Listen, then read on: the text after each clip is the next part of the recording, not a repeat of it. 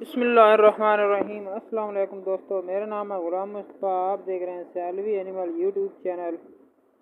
आज आपको दिखाते हैं बहुत खूबसूरत मछलियाँ जो सालम मवेशी मंडी में मौजूद हैं। बहुत प्यारे प्रिंट हैं, प्योर चीज़ें हैं, कोई क्रॉस वगैरह नहीं है।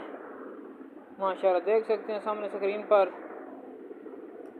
बहुत ब्यूटीफुल बच्ची है। बिल्कुल एक नंबर बच्चियाँ जड़ियाँ आज सालम मंडी में मौजूद ने ते रेट इंतहाई मुनासिब ने। सर्दी का मौसम शुरू होने तो पहले रेट इंतहाई मुनासिब हो चुके ने। आज 2-2 लाख वाली बच्चियाँ जनाब 1,50,000 40,000 सेल हो रही ने सालम मवेशी मंडी के वेख सकते हो। तो खड़ी टांग वाली बच्चियाँ तकरीबन कुछ बच्चियाँ नूं सिमन लग चुके है ते कुछ बच्चियाँ जड़ियाँ ने हाले हुण हीट ते आ रही ने। जिस भाई नूं भी चाहिए उन्हें रबता कर सकते हैं कि सालम मंडी के भी मिल सकती है। उसके अलावा भाई का फार्म भी है सालम मवेशी मंडी तो 1 किलोमीटर अगे।